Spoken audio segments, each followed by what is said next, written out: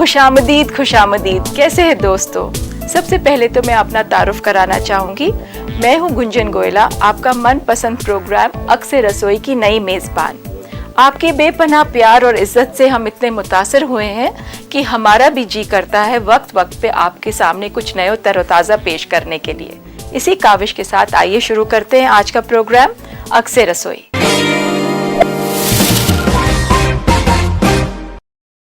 आज हम शुरू करेंगे मुगलई खानों से।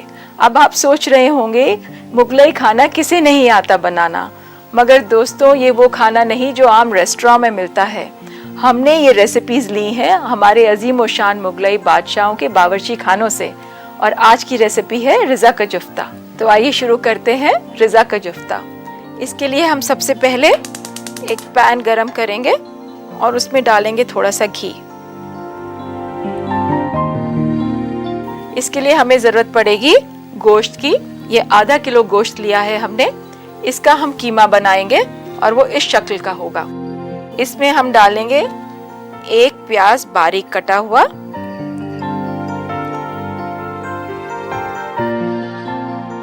काली मिर्च,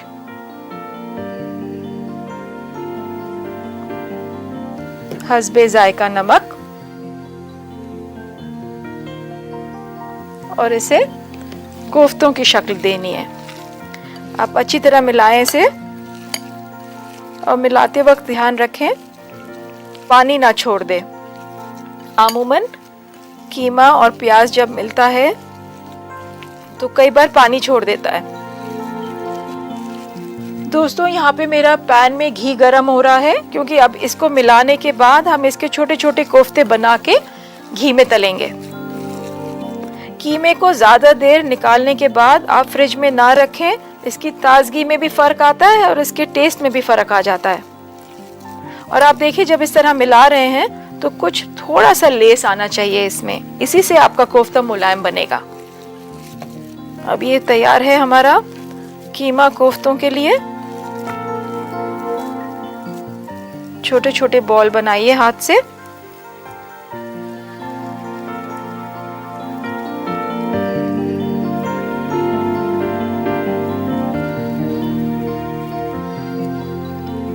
आप चाहें तो एक प्लेट पे अलग से रखें इसे।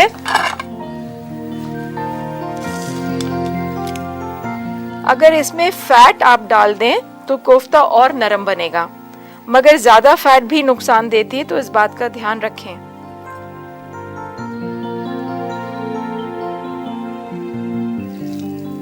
आप चाहें तो पानी के हाथ की भी मदद ले सकते हैं।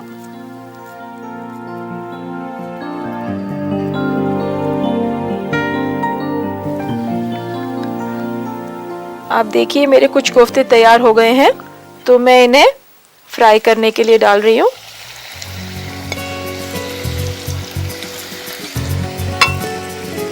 और इसे थोड़ी धीमी आंच रखिए, कोफ्ते एकदम जलने नहीं चाहिए।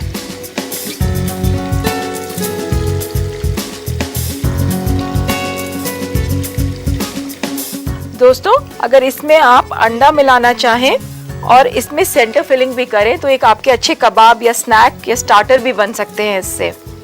चिकन कीमा में भी आप ट्राई करें तो उसके कोफ्ते भी लाजवाब बनते हैं। इसी तरह आप कीमे को लें, चिकन का कीमा करके उसमें थोड़ा सा अंडा मिलाएं, थोड़ा नमक, प्याज, लहसुन, हरी मिर्च और छोटे छोटे कोफ्ते बनाएं। आपके दोस्तों को बहुत पसंद आएंगे। तो ये हमारे हो गए हैं कोफ्ते तैयार।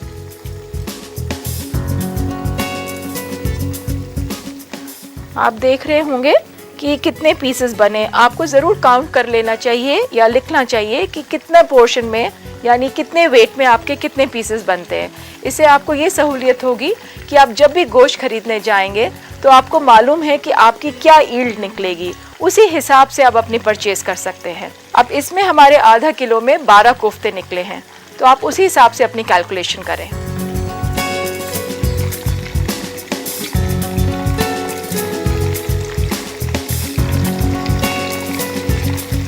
आप इसका ध्यान रखें कि आग बहुत तेज़ ना हो।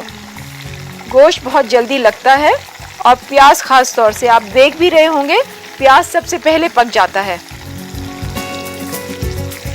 मैं एक तरफ और ये डाले दे रही हूँ।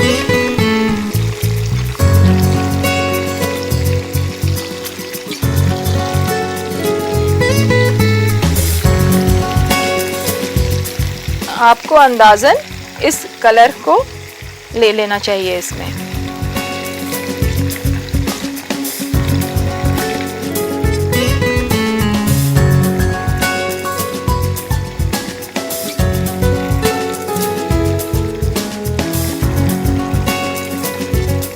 दोस्तों, यहाँ मैं आपको एक टिप देना चाहूँगी।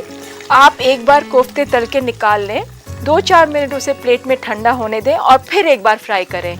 इससे आपका कोफ्ता कभी टूटेगा नहीं और कोफ्ते में करारपन रहेगा। तो फिर हम एक बार फिर से शुरू करते हैं।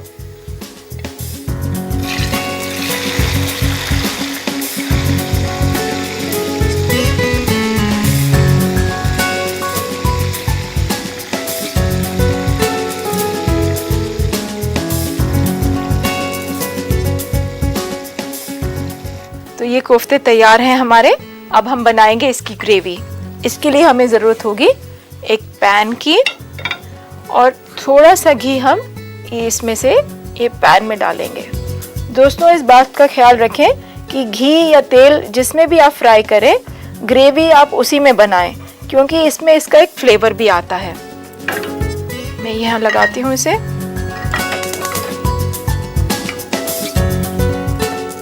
ये प्याज मैं इसमें फ्राई कर रही हूँ।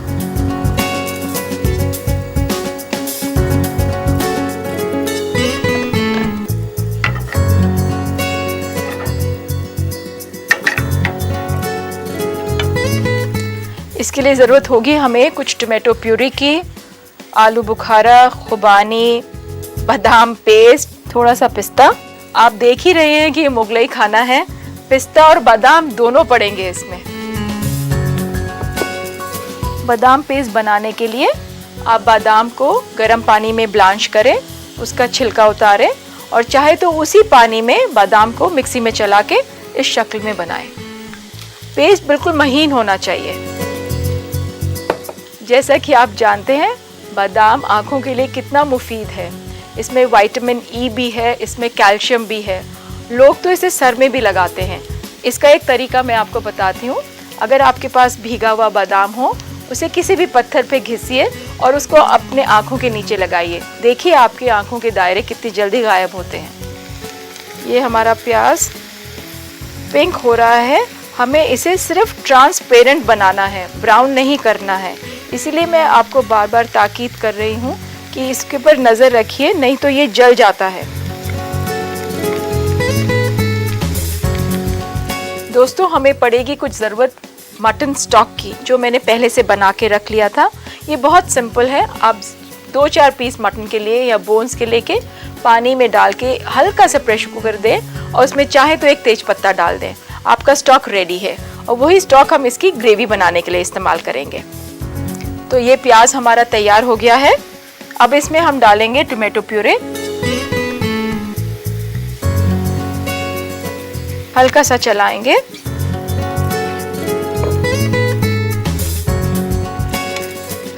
और इसमें डालेंगे आमंड पेस्ट।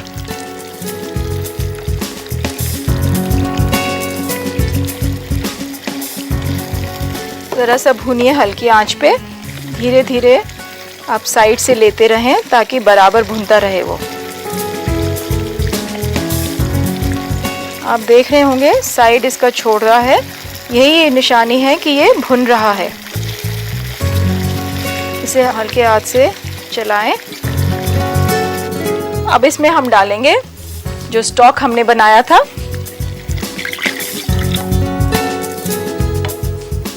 खुबानी,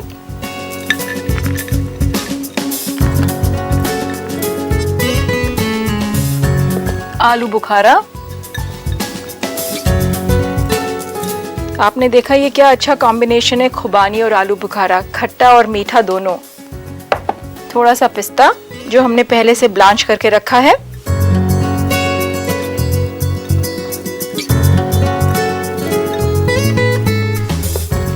नमक हस्बे जायका,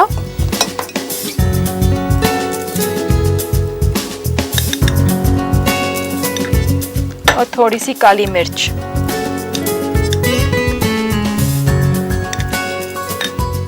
इसको 2-4-5 मिनट पकने दीजिए ताकि आलू बुखारा और खुबानी गल जाएं। अब इसमें आपके पास पिस्ता, बादाम, खुबानी और आलू बुखारा सभी का एक बहुत अच्छा कॉम्बिनेशन बन गया है। आप कलर भी देखें तो इसका रेड एंड वाइट कलर आया है, बिल्कुल लगता है ना मुगल बावर्ची खाने से। बस इसे ज़रा सा पकाएंगे कि आलू बुखारा और खुबानी कुछ नरम हो जाए। तो दोस्तों ये ऑलमोस्ट तैयार है। इसमें मैं डाल रही हूँ कोफ्ते।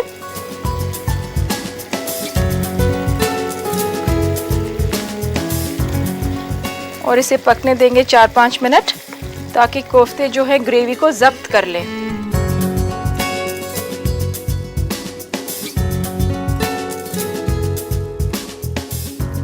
तो दोस्तों हमारा रिज़ा का जुफ्ता तैयार है। अब हम इसे परोसते हैं एक अच्छी सी डिश में।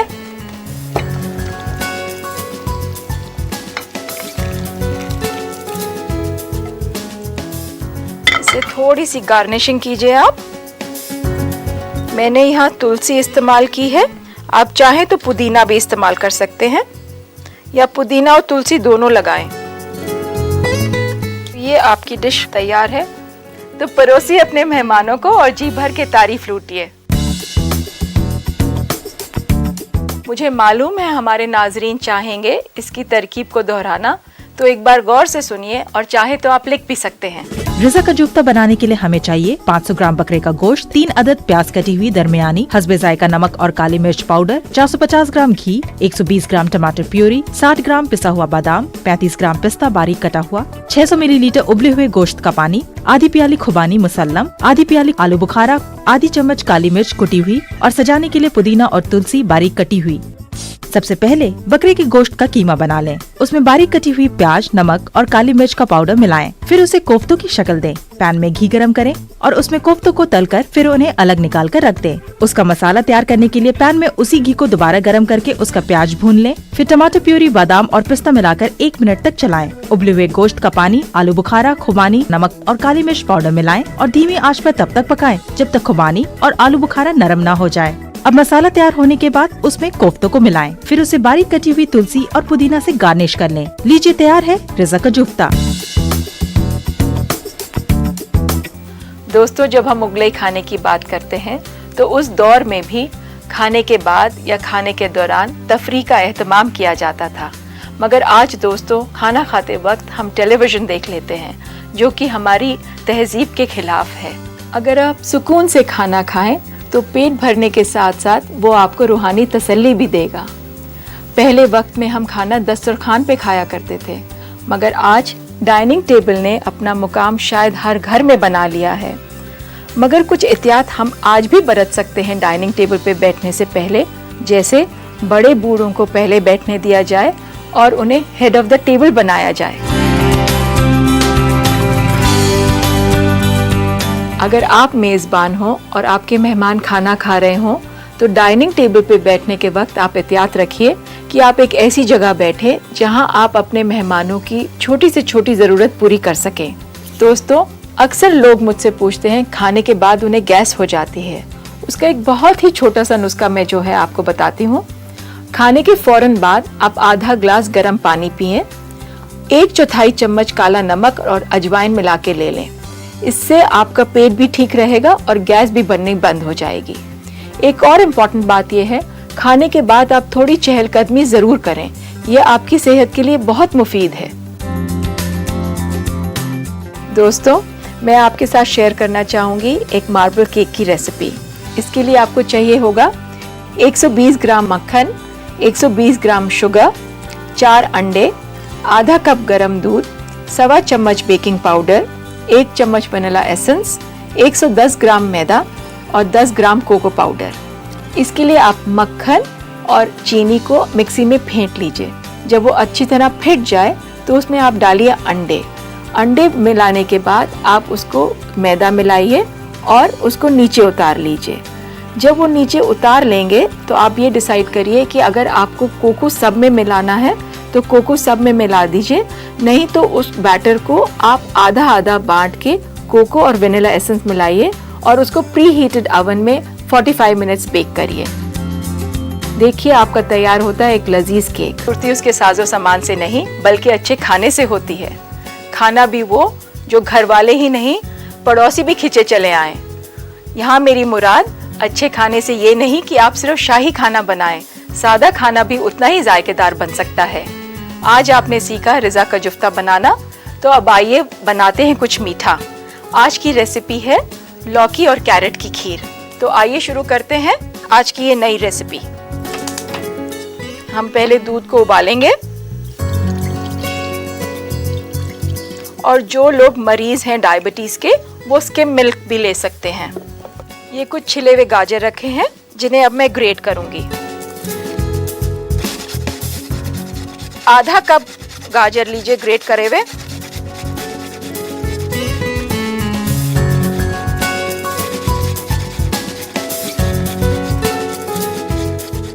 तो अब हम लेंगे घिया और इसको करेंगे पील।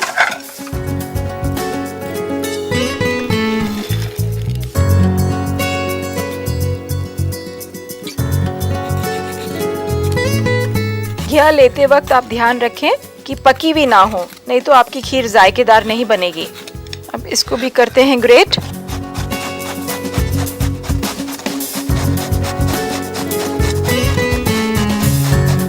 ये हो गया है, इसको डालेंगे हम अब दूध में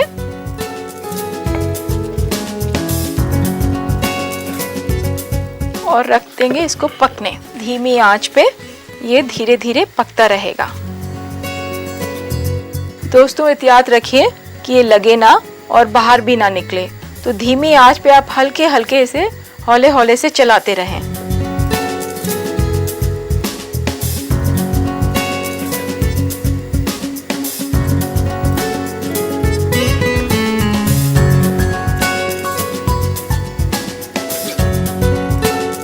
अगर आप इसे बहुत धीमी आंच पे पकाएंगी तो ये खीर भी गाढ़ी हो जाएगी और कुछ कुछ खोए जैसा टेस्ट भी आने लगेगा इसमें। दोस्तों इसमें पकने के बाद हम डालेंगे कुछ बादाम, किशमिश, इलायची पाउडर। आप चाहें तो आप केसर भी डालें। मैं डाल रही हूँ चीनी, मगर अगर आप चाहें तो आप शुगर फ्री भी डाल सकते हैं इसमें। अगर आप डाइटिंग पे हैं या वेट कंट्रोल कर रही हैं तो आप इसको स्किम मिल्क में भी बना सकते हैं। और गाजर और घिया तो वैसे ही डाइटर्स का खाना है। अब आप देख रहे हैं काफ़ी गाढ़ी हो रही है और मैं इसको साइड में इसीलिए चला रही हूँ ताकि ये कहीं से लगे ना। दूध अगर एक बार लग गया तो उसको आप किसी भी तरह से ठीक नहीं कर सकते।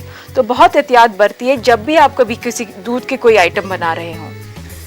अक्सर घरों में जब मीठा बनता है तो ज़ियाबतीस यानी डायबिटीज़ के पेशेंट अपने आप को किनारा कर लेते हैं, मगर ये एक ऐसी डिश है जिसे आप आराम से परोस सकते हैं। करना कुछ नहीं है, स्किम मिल्क लेना है आपको, रिप्लेस करना है फुल फैट क्रीम के लिए और शुगर को रिप्लेस करना है शुगर फ्री से। बस डालिए और परोसिए। तो अब हमारी खीर तैयार है। चीनी आपके हस्बे जायका, थोड़ा सा कार्डमम पाउडर,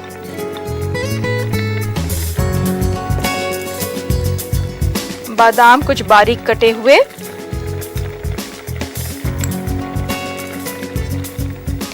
थोड़ी किशमिश। बस एक या दो दफा इसे मिलाएं और ये परोसने के लिए तैयार है। इसे मैं लूंगी एक छोटे बोल में।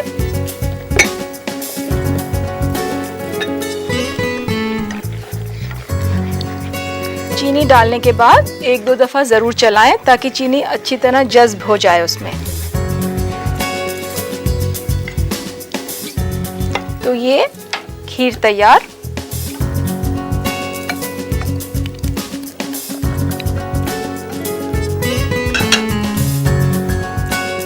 आप चाहें तो इसे डेकोरेट कर सकते हैं कुछ महीन कटे हुए एप्पल से।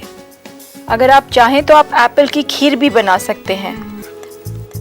तरीका वही है, एप्पल को ग्रेट करिए और दूध में पकाइए। एप्पल का अपने आप जो मीठा है उसी से आप उसका एक अपना जायका देगा और चाहें तो आप चीनी अवॉइड भी कर सकते हैं। तो लीजिए दोस्तों, आज की स्वीट डिश तैयार है। हल्की सी इलायची बुरकिए, एक कलर आ जाएगा ऊपर। तो ये है लौकी और कैरेट खीर।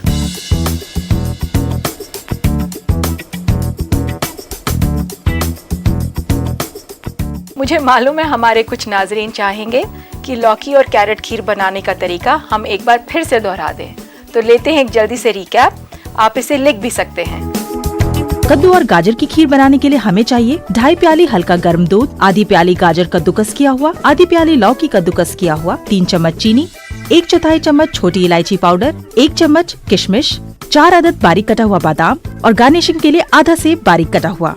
सबसे पहले दूध को उबाल लें, फिर कद्दूकस किए हुए गाजर और कद्दू को दूध में मिलाएं और उसी धीमी आंच पर रखकर तब तक पकाएं जब तक गाढ़ा ना हो जाए। अब उसमें चीनी, छोटी इलायची का पाउडर, किशमिश और कटा हुआ बादाम मिलाएं। धीमी आंच पर 2 से 3 मिनट तक पकाएं। फिर तैयार खीर को तश्तरी में रखें और सेब की कटी हुई बारीक स्लाइस से सजा लें। लीजिए, हाजिर है लौकी और गाजर की खीर। तो उम्मीद है आपने देख लिया होगा और लिख भी लिया होगा। आज के लिए बस इतना ही। आप अपना और अपने घर वालों का ख्याल रखिए। कल फिर मुलाकात होगी। अल्लाह हाफिज।